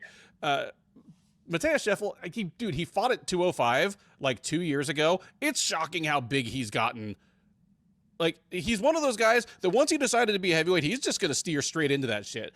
Like, you go back as far as I do. You remember, like, Randy Couture, Brandon Vera, like your original tweeners, they looked more or less the same, whether they were fighting at light heavyweight or at heavyweight. But Scheffel's got that Marcos Rogerio de Lima thing where he decided he wanted to be a heavyweight, and 6 months later, he was weighing in at 261 pounds and sipping Pedialyte once he got off the scale. He turned into a fucking unit. But he's shorter than Delija. 6'2". 6'2", has shorter reach, definitely doesn't have the same muscle mass. And I agree. Like, Delija hurt him on the feet last time. Probably could have won just by continuing to go that way. But if he wants to change things up, wants to get that $1 million with as little risk as possible, take this man down. It'll be up to Delija to either allow Scheffel to close the distance or to decide to close the distance himself. But considering that, he's going to have height and reach on Scheffel. If Scheffel wades into boxing range, Delija will be able to get the clinch so easily. Like, his arms are just literally longer. Like, if you're close enough to punch, I'm close enough to get a collar tie and an underhook and, turn you ass over tea kettle. And from there, it's kind of academic. I'm with you here that I think that's his best route to victory. And I'm going to say with solid game planner and Cro Cop there, who, certainly was not above fighting to, his best stylistic advantage when he was able to. I think Delija tries to bring this to the ground, probably in the first round. I could see it making it to the second round, but just to be a little different, I'm going to say Delija gets this thing done on the ground in the first round. Give me another KO, this time just brutal ground and pound. He tosses him to the ground, advances to mount, punches him in the head until he turns his back. At that point, maybe you choke him, maybe you just keep punching. I'm going to pick the latter. Delija KO round 1. Next up, at the 2022 PFL Championships, and what, at least according to card structure, is your co-main event, is the men's featherweight final between Brendan Loughnane and Bubba Jenkins. Loughnane, the 32-year-old from Manchester, England, is 24-4 overall. He is 7-1 in PFL. He is, just like Jenkins, one of your semifinalists from last year. He lost to Movlid Haibulaev in the semis. Since then, he has been perfect. He won 3 straight this year over Ryoji Kudo, Ago Huskic, and Wade, whom he defeated via unanimous decision in the semifinals back in August. He will be looking to have his 7-figure moment against Jenkins. The 34-year-old Californian is 19-5 overall. He is 5-1 in PFL. Much like Loughnane, his only loss in PFL was in last year's semis. He lost to Wade. Since then, he has been perfect, getting wins over Kyle Bochniak and Reynaldo Exon, and then defeating Kudo in the semifinals in August. Odds here are fairly close, but Loughnane is a moderate favorite. He's minus 170, Jenkins plus 140. We talked about this a little bit off the top. Dev, Loughnane made 2 valiant attempts to get to the UFC. Generally speaking, when you're coming up as a regional prospect, that's the end goal in mind, but he didn't quite make it. He appeared on the tough UK versus Australia season. He appeared on the Contender Series, very famously beat a guy who's still in the UFC and not a bad fighter in Bill Aljo. This certainly isn't the way he probably would have drawn it up when he was fighting back in Bama in 2014. Well, obviously not, since PFL didn't exist at the time. But considering he might be a millionaire and, better compensated than all but 1 or 2 UFC featherweights by the end of this week, not a bad ending to things. Then Jenkins, on the other side of it, he's a guy that was one of the first poster children for the whole Bellator, we're going to sign a great collegiate wrestler with between 0 and 4 professional fights and develop this dude from the ground up and see what we can do.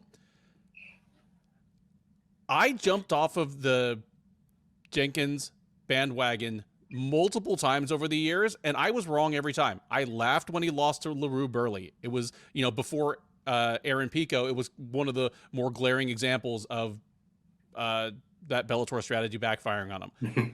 I laughed when he got choked to sleep by Georgi Karahanyan. It's like, man, in 2015, how are top wrestlers just still shooting straight into a guillotine when it's like literally the only thing the other guy can do to him? If Keith were here, we'd have a 5-minute discussion about how dumb it is to defend takedowns at the top level with a guillotine attempt, but the worst thing about it is the 1 time in 50 that it works and just encourages people to keep doing it. But he keeps on coming back. He keeps on getting better. He keeps on beating better and better fighters. I mean, Goichi Yamauchi was a great win, and that was in Bellator before he, got let go. Beating Lance Palmer, just, another just great wrestling convert to MMA, that was a very, very good win. He's another guy that, again, probably not the way he would have drawn it up when he signed with Bellator way back in the day. I'm sure he just hoped and assumed that he'd be the next Michael Chandler and he'd make a ton of money, more money than he could make in the UFC, being one of their poster children and winning, in some cases, easier title defenses, getting that big Dave & Buster's money. That didn't work out for him either, but he's fighting for $1 million this weekend too. And again, that's more than all but a handful of Bellator or UFC featherweights can say. All that to say, I mean, kind of like you said off the in between segments here, is this the best fight on the card? It's either this or the lightweight final. It's 2 pretty good fighters. Like, I wouldn't put them in the top 15 or 20 of their respective weight classes, but I wouldn't go too much farther than that before, I'd start to think about their names. Tell me what you think of these guys, what you think of this fight, who you think wins, and how. Both of them are coming off the best performance in their recent runs to get here. This is not their last 2 fights, Bubba beating Ryoji Kudo the way he did, where he kind of just ran through him. And Kudo is actually like a known pretty high-level grappler from that Asian circuit of MMA before coming to the PFL. He kind of just ran straight through him. And then Loughnane looked like $1 million against Chris Wade. Perhaps literally. Yeah. He looked great. He his jab out of the orthodox stance in that fight was just giving Wade so many problems. And then he would switch. He would switch to southpaw, and then again was just firing twos down the pipe and hurting him with the same left, but just out of the orthodox. And then he would switch to close the space, and you can tell he has picked up a lot from Dominic Cruz when it comes to the stance switching, but he is way less herky-jerky. Brendan Loughnane visually looks like a definitely more technical striker than Dominic Cruz, but has picked up a lot of that stance switching and the ability to just, I mean, he ruined Chris Wade with his stance switches. That's what won him that fight. And Brendan Loughnane has had some pretty lackluster fights coming up into before that. He was famously, kind of booted, not out of the UFC, but kind of, booted and shooed away off the Contender Series for shooting for a takedown in the last few minutes. But if that fight were to happen in this past seasons of Contender Series, he would be in the Contender Series. He did that in the UFC. Yeah, he would be in the UFC. Oh, sorry, dude, they'd both be in the UFC 6 months later, dude. This last fight night card, the undercard had 5 fighters on it that lost on the Contender Series and ended up getting signed anyway. Like, yeah, they'd both be in the UFC if it happened this season. You're absolutely right. And his fight against Ryoji Kudo, he didn't look the best. And then he, a pretty boring unanimous decision against Aga Huskic. But his fight against Chris Wade, that was in the UK. He was the star of that show. He looked really, really good. Movlead is really good, and he lost the split decision to Movlead. He's got wins against Shayman Marias. That's a good win. Probably the best win on his record is the one over, Bill Algeo, and that was, the famous one that he shot the takedown in the end. Bubba Jenkins has had such mixed results and really has only one win by finish at a high level. Just like you said, the failure, kind of the failure in Bellator is what he was known for. He, people laughed at him. He had been a laughing stock, but he's come back and he's put a lot together. That win against Lance Palmer, he kind of showed Lance Palmer like, hey, I know you're a wrestler, but I can do that too, and I'm better than you at it. And that's what he did in that fight. And I'm bigger. Yeah. And I'm bigger. Brendan Loughnane is definitely more well-rounded. I watched the Loughnane and Wade fight last night, and they brought Bubba Jenkins in, and they were really buddy-buddy, so I know they're friends. Loughnane, did we get the line for this one? Yeah, Loughnane is minus 170, Jenkins plus 140. Yeah, I agree with that. I do think Loughnane is probably going to win this. I don't think if he can defend the first few takedowns and really just let his hands go, I think the gap in striking is far larger than the gap in the wrestling department there, where I think Loughnane can defend the wrestling as long as he doesn't let himself get back up against the cage. That's where Ryoji Kudo had his problem. And Bubba Jenkins looked like he actually went for it for once in a grappling exchange where he, went for a dominant position, got the rear naked choke, squeezed his head off. I just think Loughnane, the fighter that he is with the game, he will shoot takedowns, but he's got really good takedown defense. He's really athletic. He's scrambly. He's a way better combination puncher. He has way more venom with his hands. They're both pretty hittable, but I do think Loughnane has just way more striking tools. Loughnane was a plus 185 favorite going into that fight with Chris Wade. Yeah. And in my eyes, he kind of blew him out of the water. By the time, the last 3 minutes of the third round in that fight, he had Chris Wade looking all types of. Chris Wade was angry that he couldn't figure him out. And I just kind of think Bubba's going to have the same problem, but worse. So if you had to pick it, and you do, who wins and how? I'm going to say Loughnane wins by decision. I could see him getting a late stoppage too, just on the feet. Bubba probably is going to get tired trying to wrestle. He may even have 1 or 2 rounds of grappling success, but I just think the difference in their striking abilities and Loughnane combination punching. I mean, Wade is a better striker than Bubba Jenkins, and if Bubba Jenkins gets stuck in that same spot, he's going to get lit up. Yeah, I'm with you here. Like, maybe we won't have any dissension on this card at all, unless you really, really surprise me in the main event. But the problem, I mean, Jenkins, like I just finished saying, he's done a lot more than I expected. I jumped off of his bandwagon multiple times, and I've been wrong every time because he's come back from it, becoming incrementally better and picking up, better and better wins after each time. But some of the problems, some of the holes in his game have remained the same. Like, it was kind of like har, look at that, when he got guillotined to sleep by Karahanyan.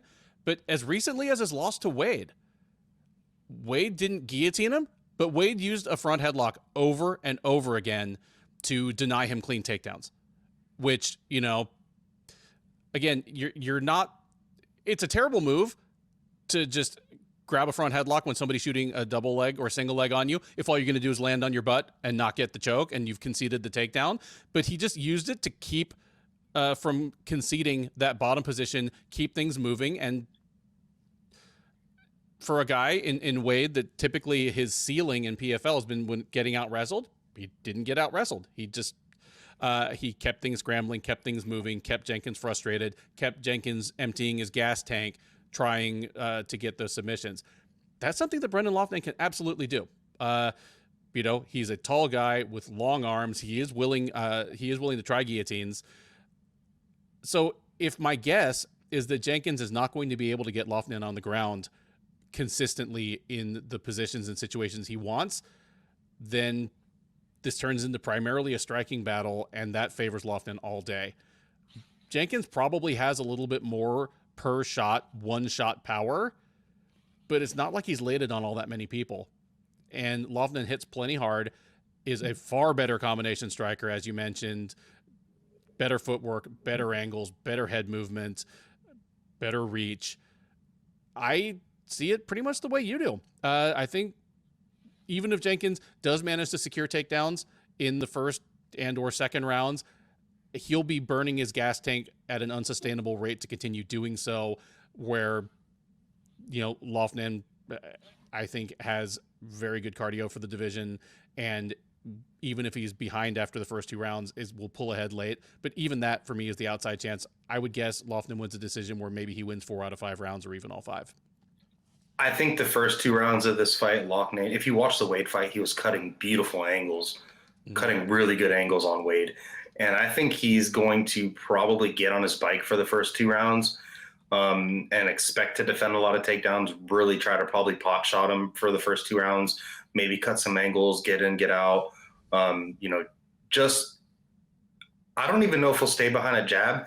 He may just, get into the pocket, land a couple clean 1-2, maybe even 3-punch combinations, get out and get on his bike, make Bubba Jenkins shoot bad takedowns, make him shoot desperate takedowns when he can't catch up to him. And then 3rd, 4th, and 5th round, end of the 3rd round, just really start letting his hands go. 4th round comes along, really let his hands go. I could see him finishing him in the 4th round or the 5th round, or just completely, maybe dropping the first round and a half of, of this fight, and then last 2 minutes of the 2nd round, and then come out with success in the 3rd, more success in the 4th. And it could just be attrition where Jenkins just, gets tired trying to keep up, and then gets finished. I really do think we might see a finish by Loughnane here, probably 4th, maybe early 5th round finish.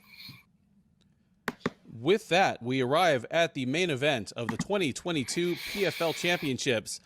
It is the women's lightweight title fight between Kayla Harrison, the 2-time defending champ, and Larissa Pacheco. Harrison, the 32-year-old from Ohio, is 15-0 as a professional mixed martial artist. She is 14-0 in PFL, the one exception being her one-off fight at Featherweight in Invicta during the year 2020, where PFL shut down completely for COVID. She took that one fight. She won easily. So 15-0. She is the 2-time PFL champ. both the 2019 and 2021 seasons. She is, of course, a 2-time Olympic gold medalist in judo. And she will be looking to make it 3 in a row against a familiar face in Pacheco. The 28-year-old Northern Brazilian, 18-4 overall. She is 7-2 in PFL, and those two are both losses to Harrison, both by decision. She was one of Harrison's first victims upon joining the promotion back in 2019, then met her again in the finals in 2019, that New Year's Eve, lost once again. Again, both of those one-sided unanimous decision losses. Since her last loss to Harrison, she is on a 5-fight winning streak, all 5 of them by first-round TKO. The victims, Julia Pajic, Elena Kolesnik, technically at a catchweight since Kolesnik missed weight, Zamzagul Faisalanova, Jenna Fabian, and Kolesnik again in the playoffs this year, where Kolesnik made weight, but once again did not make it to hear the horn at the end of the first round. The odds here, as you might expect, favor Harrison, though in fairness, they're not Valentina Shevchenko odds. Harrison minus 600, Pacheco plus 450 on the comeback. I understand why Kayla Harrison is a massive favorite here. One, the 0 always counts for something. There is a certain mystique to being an undefeated fighter. It's why people think Khabib Nurmagomedov is a greater mixed martial artist than Alexander Volkanovski, even though in the respective primes of their careers, Volkanovski has beaten equally as good fighters at an equal clip, but he has one meaningless loss early in his career at welterweight, and because of that, he's not as good as Khabib. There's a reason we're only now starting to talk about Jack Della Maddalena in the same way that people have been talking about Hamzat Chimaev and Shavkat Rakhmonov for 3 years now, because Della Maddalena lost 2 fights at the beginning of his career that are completely irrelevant to the fighter that he is now. Because of that, because Harrison is undefeated, because she's been so dominant, because just by the eyeball test, for the most part, she doesn't look like she should be competing against some of these women. It's hard to picture something happening until it happens. The Lyoto Machida mystique, where not only did nobody beat him, but barely anybody laid a finger on him until the fight right before somebody beat him. So I get it. And here in Pacheco, we got someone that she has beaten, I will say generously, in uncontroversial fashion twice. I mean, she's pretty much dominated her. Having said that, dude, let me kind of get this off my chest here, because Sherdog Associate Editor Jay Petrie, a man whose opinions I greatly respect even when he's dead fucking wrong, has been calling for Pacheco by knockout ever since his fight was announced. And I don't think he's crazy. I said that Pacheco is a familiar face to Harrison, but that's all that's familiar. Larissa Pacheco it's been almost 3 years since they fought, and her face is about all that's similar. She has remade herself physically. She's in huge. In a way that nobody else that PFL has tried to throw at Kayla Harrison has even tried. The fighters, I mean, Kayla Harrison, again, she's 14-0 in PFL, and the women she's beaten, it's a mix of natural lightweights that just aren't They're good. soft-bodied. Just big soft-bodied women, or good to very good bantamweights and featherweights, and in one case flyweights that just did not put on quality weight. Like Mariana Moraes was literally a flyweight. She's a 5'4" woman, and she just blew up to like 153 pounds and has fought Kayla Harrison. I think she's fought Kayla Harrison twice. Sarah Kaufman was the great white hope, and I know they're both white, but Sarah Kaufman is whiter. She has the most Canada tan ever. I love Sarah Kaufman, but she's palest person in mixed martial arts history. But I mean, she was literally her bantamweight self, just with 20 pounds of extra jiggle, and she didn't make it to face her. Julia Budd looks pretty much the same, but Julia Budd, like we've mentioned, is yoked beyond belief. Like, I assume they just kind of poured water into her like you do like a car's radiator, and that added the extra 10 pounds. But, dude, clearly Larissa Pacheco made a commitment a couple years ago because she could have been just another one of these also rans was like, well, okay, that was fun. Now I'm going to try to get into the UFC or Bellator, or at least Invicta that can give me fights all year round where I don't have to do this season thing. But she was like, no, I'm beating this bitch. And I am going to do something to myself that basically shuts off all other career options for me. I'm going to turn myself into a woman that misses weight. Because, I mean, dude, the reason she wasn't in last year's finals is that she missed weight. And she missed weight because she was yoked beyond belief. She looks like Brock Lesnar, like from like the traps down. And making that change, like she's done it while she's young. She's still just 28 years old. And it is translated into a difference in the way she fights. Because she is now doing to these women that she fights the same thing that Harrison is doing, only meaner. Like she's like walking up and slugging him in the face. She's throwing him on the ground. But everything is with meaner intentions. So I understand why Jay is coming at this the way he is, because Kayla Harrison, for as dominant as she's been, there is something of Brock Lesnar about her. Like, because the whole thing with Lesnar was, obviously, he was a late crossover to mixed martial arts. I mean, he'd already had a career and a half doing other things. He only turned to mixed martial arts because he didn't want to go fight in NFL Europe or play in NFL Europe for a year. If the Vikings had signed him directly, he probably would have played football for a couple of years. But they were like, we like you. We like your tools. Go play, developmental in Europe for a year. And Lesnar, who doesn't even like to leave his house, was like, no, fuck that. And he turned to mixed martial arts. But his bigger problems were that no matter how much time he put in and no matter how good a team he put around him, just the way he was physically built, he never put together good striking mechanics. Like, I can't hit it as hard as Brock Lesnar, but I promise you I can throw just a cleaner right cross. Like, his shoulders were so wide and his arms were so jacked. His like punches just always looked sloppy. And he never got used to getting hit in the face. Like, he lost to people he could have beaten just because he never picked up that part of it. No, go ahead. What do you got? We have found out, I'm only going to compare Kayla Harrison to Khabib because of the O and the actual, way that they win their fights. We found out Khabib is not a front runner. Yeah. We know that Khabib is not a front runner. We know that, and I do personally call Khabib one of the greatest fighters of all time. I don't call him the greatest, but he is by far the most dominant fighter that we have ever seen against a high level. When he is, I mean, like he's damage wise, I've never seen a UFC champion that's taken less damage in a fight than Khabib. Like, he just never took damage. We haven't seen anybody. Kayla Harrison hasn't fought anyone good enough to where she's had to be the nail. She has just been able to be the hammer due to her physicality, due to her size, due to her actual technical skill set. Her game is a hammer game. Her game is, I'm the hammer, and what the fuck are you going to do about it? Yep. That's Kayla Harrison's grappling style. She is all horsepower. She's go, go, go. But again, Pacheco has, even in her most recent fight, Larissa Pacheco's most recent fight wins by knockout.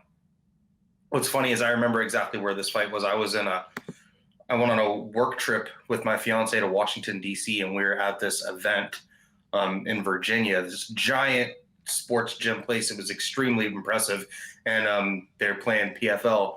So I sat with a hockey game on one side. It was an Army versus Navy hockey game on one side, and then Larissa Pacheco winning by knockout on the other side. Really cool. It was just really, really random and kind of cool. But against Olena, I'm not going to try to butcher her last name, but against Olena in her last fight, she just walked her down. She had good footwork. Olena was just trying to skirt the octagon. The cage, not the octagon. Almost like a crab walk sideways, just in circles, trying to avoid. She didn't want to be in that fight with Pacheco. She knew. And Pacheco even took shots from her in the pocket and just laid her down. She's got a very Chris Cyborg type style right now where she's just a marauder. She's going to go put her chin on the line. She's going to walk forward. She's going to throw bombs. She's only 28. I think she's realized that even if Kayla Harrison beats me every time we fight, I'm going to outlast her because I'm going to be in the PFL longer than her. Kayla Harrison's talking about leaving already. She's talking about retiring. Pacheco's 28. Pacheco knows that, she could probably stay doing this until she's 35.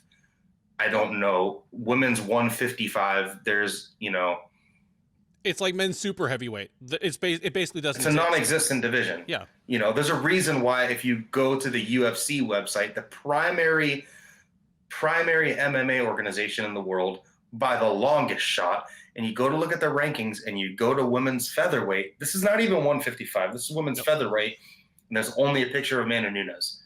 Yep. I don't even know how you can be a champion against there's no one there. Imagine being a queen or a king of of empty island. You're the only one there. And so I feel like Pacheco has realized, like, hey, I'm getting, like, just like you said, she's fully invested. She's changed her body.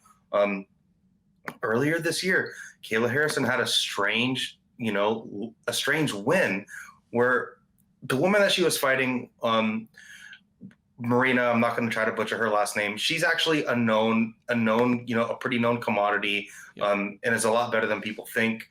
And if Pacheco can just go and put hands on her, I mean, you have to pick Kayla Harrison to win this fight just because her game is so risk averse, and she's so good at what she does. Her top game is so venomous. The way that she can, take submissions, the way that she can force you to make mistakes. She's all horsepower. You have to pick Kayla Harrison here. But if anyone's going to go out there, pressure her, land harder shots than her, and can take a shot that Kayla Harrison gives, is Pacheco. The difference in striking is big for Pacheco. Pacheco is clearly the better striker, probably has the more power in their hands. Kayla Harrison does have power, but the difference in the grappling department, it's just leaps and bounds. And in MMA, when you have someone that is a little bit better of a grappler, they could be a way better striker, but all you need is to be just that little bit better of a grappler. And in this fight, it's a lot more than just a little bit. Quite frankly, I want to see Pacheco win, just because I don't like the way Kayla Harrison's been talking on the mic. Like she's her last fight, she won, and she said that she was the queen of women's MMA. I feel like she should eat some humble pie. Damn it, I really hope Pacheco gives it to her. I'm supposed to be non-biased, but at the same time, you don't have to be non-biased. Yeah, it's how interesting would it be, Monday, not this weekend, but the following Monday, we're talking about Pacheco beating Kayla Harrison after a no week of UFC. That's going to be a huge story if she wins this fight. And if she's going to win, she needs to do it. This is the time for her to do it. You have to go with Harrison again, but man, does Pacheco look like a problem. And she looks like she's going to be around for a while. She does. And I came close to picking Pacheco in this fight. The thing that really stops me is because Pacheco has been so dominant and she's been so in the driver's seat over the last 3 years, we have no idea what she looks like in a second round, let alone a fifth. Yeah. If these two women come out and Harrison just does a ridiculous, like, Osoto Gari and, like, throws Pacheco on her dome 30 seconds in, extra muscle be damned, Kayla, it's clear that Kayla's just going to ragdoll her again, then I was wrong about this fight, like, full dead stop. If Pacheco comes out and she's just too fast for Harrison and is like finding her face with her fist quickly and ends up knocking her out in the first round, I mean, dude, we know less about Kayla Harrison against, like, real world-class competition at this point in her career than we did about Ronda Rousey after, like, 5 fights. Yeah, and it's so strange because she's just never been the nail. You don't know if she's a front runner. Like, there's just never been anyone to test that. We know Larissa Pacheco is not a front runner. We know she can lose. I mean, poor her. She got into the UFC. This was in 2014. and she lost to Jessica Andrade and lost to GDR and then got the boot. Look at those two. Look who those two women are. Yeah. Like, of course. And how young was she at the time? She must have been. She's 28 now. She was what, 20 at that time? She was 20. She was 20. So like, And again, you look at her then, it looks like a different woman. Like the physical transformation is absolutely startling. But no, and I guess my best possible outcome out of this, I mean, an upset that totally dumps over the apple cart on a non-UFC, non-Bellator, non-One Championship weekend where this is easily the most visible MMA thing going on and gives us like a hell of a lot to talk about, that would obviously be incredible. But I'm not rooting for that one way or the other. A great outcome would be a fight that at least teaches us some things about Kayla Harrison. Like, what does it look like when Kayla Harrison goes into a third round with like one of her eyes busted up and she's down 2 rounds to none? What does it look like when Kayla Harrison can't take someone down when she wants to? These are things that we really haven't seen. Let me at least get that fight. But even if I think Pacheco is going to have all kinds of things for Harrison that she really didn't in their first 2 fights, even if I think she's going to be winning this fight at some times, even if I think she's probably gonna like at least win a round and like have the world buzzing, again, all of her fights in the last 3 years have been like a minute long, and she's completely destroyed people. So all these gains that she's made physically have to have come at the expense of her gas tank. Carrying more muscle, needs more oxygen, needs more blood.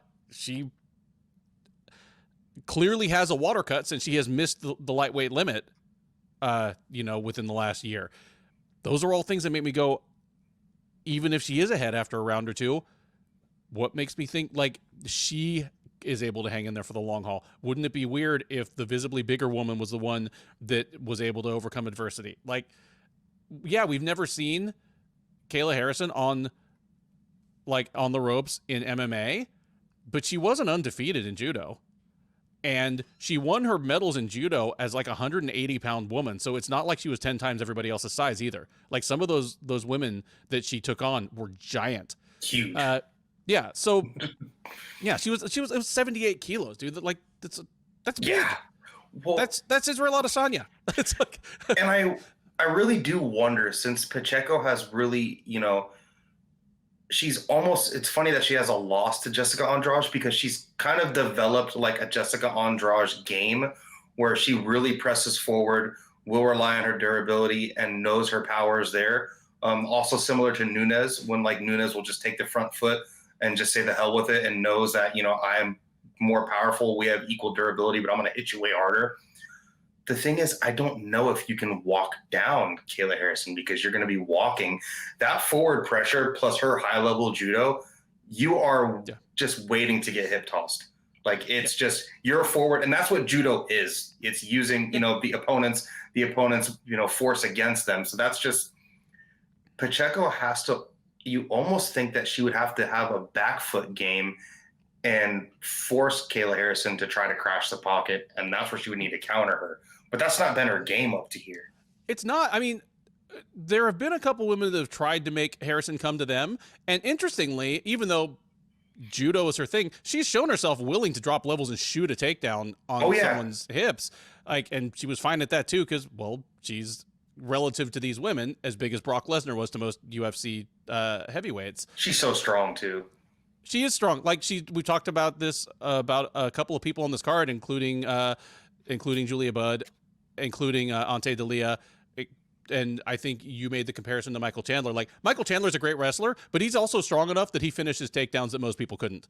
Yeah. Like, you can sprawl on his single leg perfectly, and he'll go, this isn't a real high crotch, but I'm just going to throw you in the air because I can. Harrison has some of that.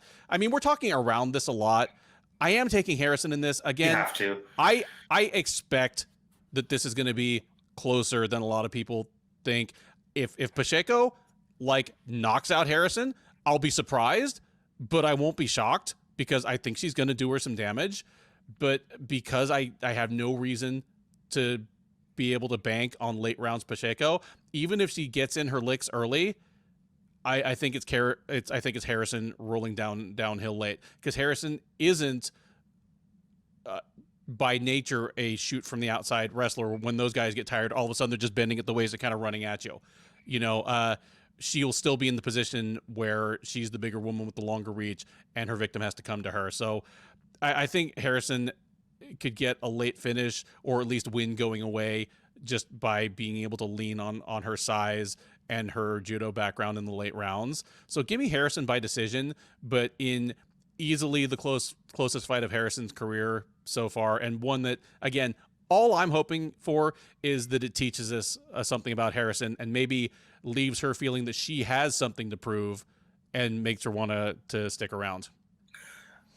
Kayla Harrison is just so damn confident too, that Pacheco is going to really have to hit her with something super different than she's ever been hit with for her to even, stray off of her game just a little bit.